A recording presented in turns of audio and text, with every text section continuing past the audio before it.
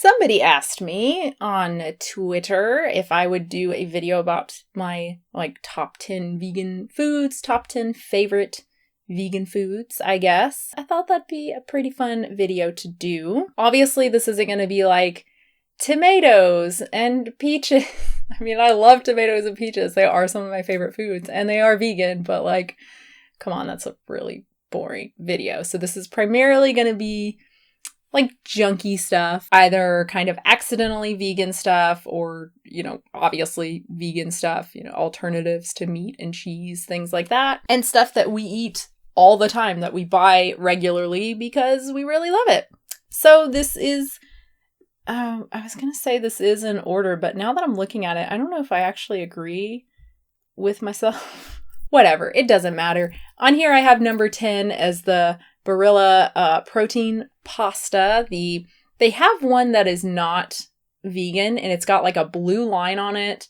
But I think it's called protein pasta as well. But it's got a blue line on the front and it doesn't say plant-based. The other one doesn't have the blue and it says 100% plant-based or plant-based protein, something like that. And obviously, if you look at the ingredients, there isn't any egg or anything in it.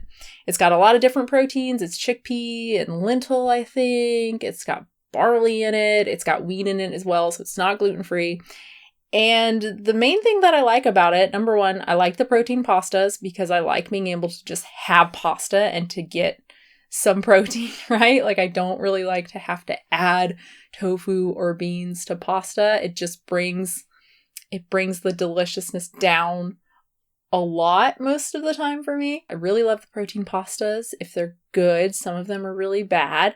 But the main thing I love about this one is that it's a lot cheaper. And also, honestly, I think it's a little bit better than the Bonza. That's the one that we bought before. It is way more expensive.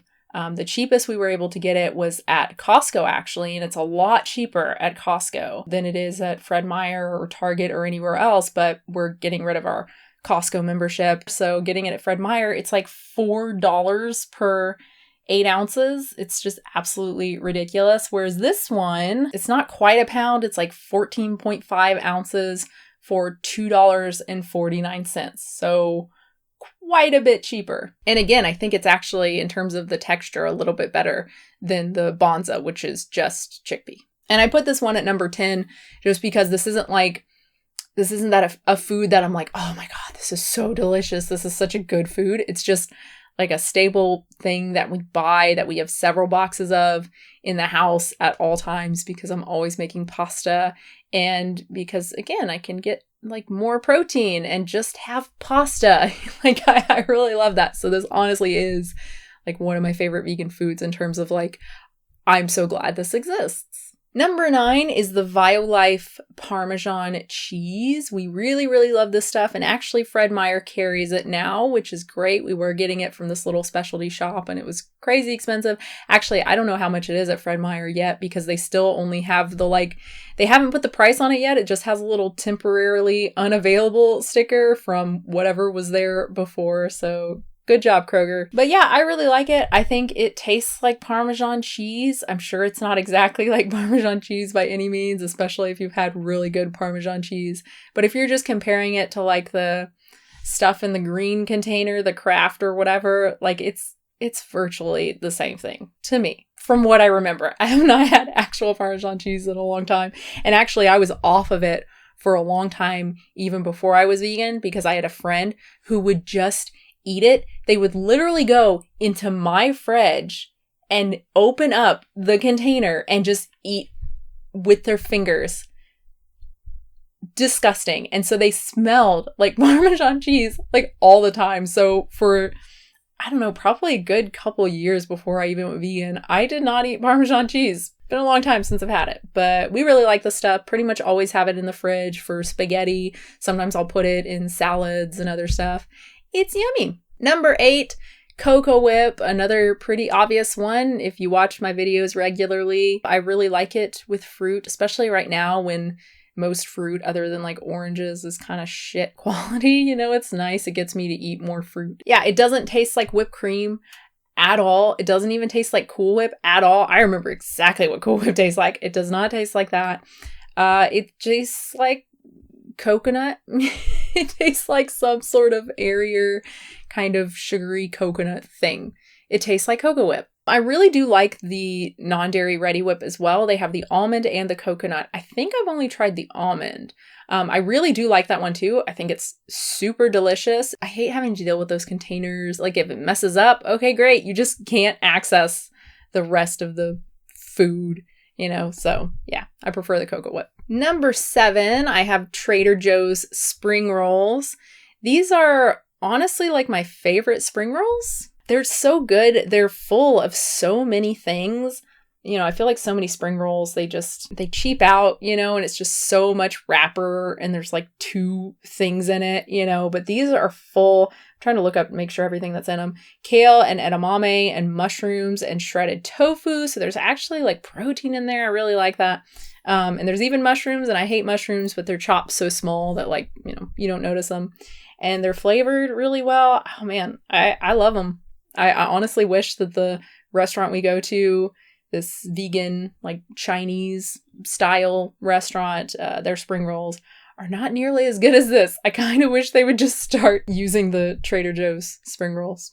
Number 6, this flavoring, this kind of ramen flavoring. I don't think I've ever talked about this. If you go to basically any kind of Asian international market, they'll typically have like an entire aisle that's just flavorings, like curry powders and these kind of flavorings that are more for kind of ramen or something. They've got a million in this like particular brand with like different colors. I think there's a yellow and a green and a blue.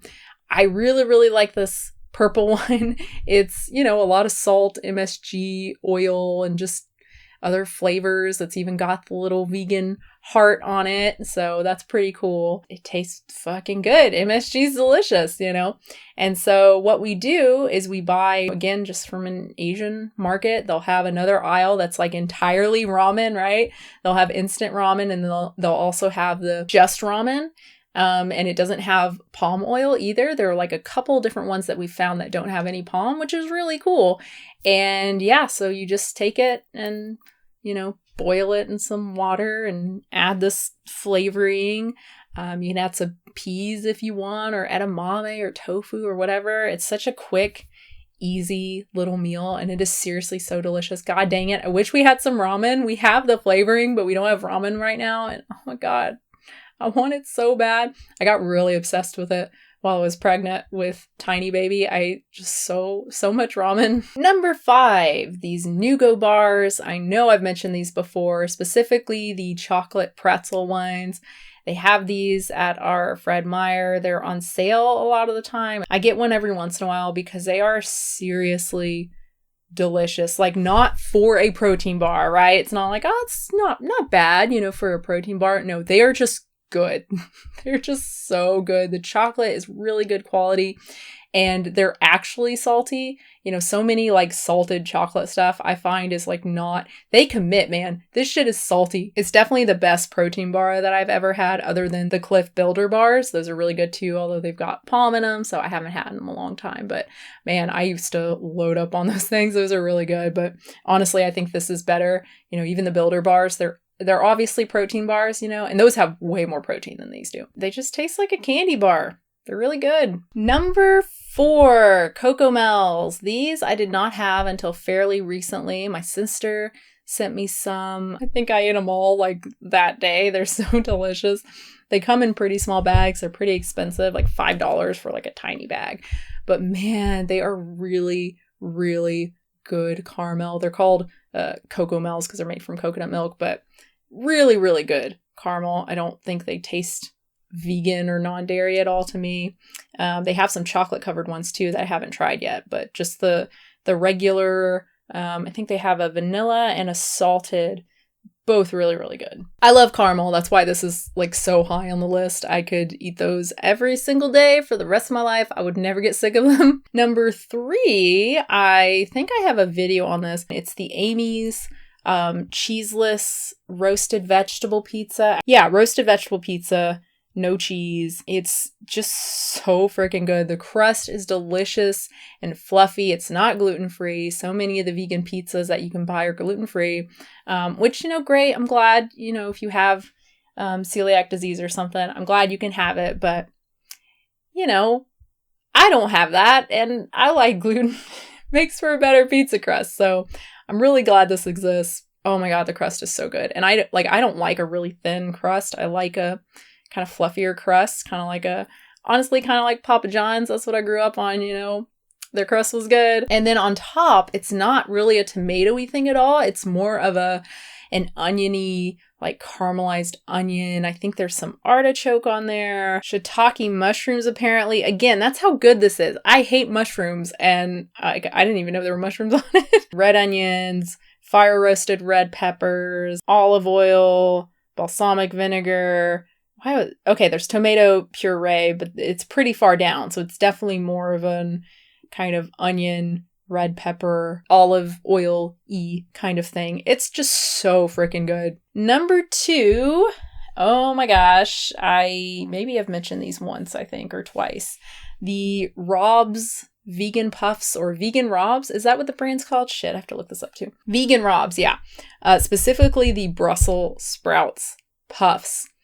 I know, it sounds disgusting, but I'm telling you, these are so delicious.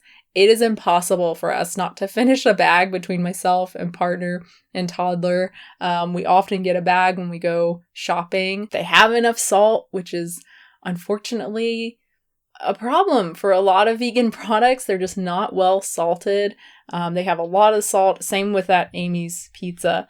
And yeah, they've just got this really good kind of umami kind of flavor, I guess, from the little bit of Brussels sprouts. It doesn't taste, it's not like you eat it and you're like, oh, Brussels sprouts. It's just got this little kind of different flavor, but really good flavor. I mean, you guys know how picky I am with foods, but I really think these are crazy, crazy delicious. The cauliflower ones, those are the other ones that we've had. They're pretty good too, but I honestly think the Brussels sprouts are better. And the texture, they've got that puffy, crunchy texture. Oh, so delicious. And now we get to number 1. This is definitely my number 1 favorite. Also a chip, salty snack type thing. I said chip, so you know what I'm going to say. It's the Doritos. It's the sweet, spicy chili. I don't even know what they're called. The sweet, spicy chili Doritos. They come in the purple bag. I have a video on that too. And I also tried the Blaze, and those are just way too hot for me. No, don't like them. These are so good. They are spicy to me, but not super spicy to the point where they're inedible or anything. And they're just so yummy. I ate a lot of Doritos growing up. Like probably almost every day I had a bag of Doritos, but they weren't really something that I missed or had a problem giving up.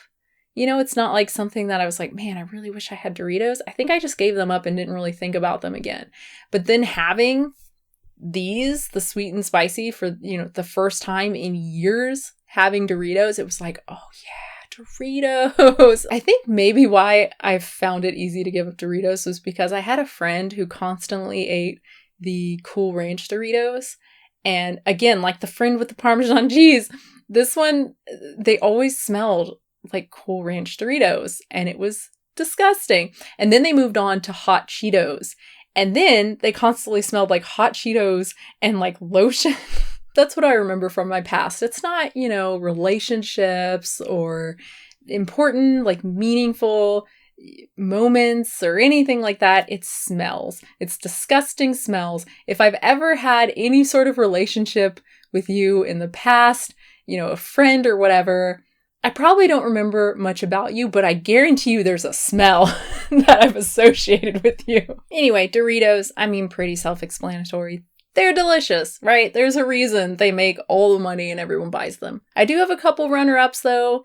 Morningstar Farm nuggets, also very good. We have those in the freezer pretty much all the time. They're pretty much a staple. They're an easy, yummy protein thing, And then the other one is Soylent. Again, that's like a staple. It's not like, man, I love this so much, like it's pretty much the opposite of like hyper palatable. It's just something to eat really quickly. But it is something that I have in the fridge pretty much all the time, you know, because there are a lot of times when I just don't want to make anything. And the reality for me, I've just had to accept about myself, is that I can have a Soylent or I'm going to eat something crappy. You know, I'm going to eat something that's like all carbs and sugar and like no protein or anything. At least with the Soylent, I'm getting protein. But the list is 10, okay? It's not 11, it's not 12, it's top 10.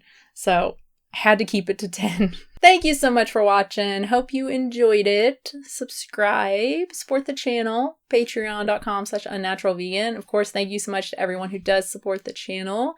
It is very, very helpful because, I mean, this is a very all over the place kind of job, right? In terms of just how much money you're gonna make. Like, I have no idea from video to video how well it's going to do.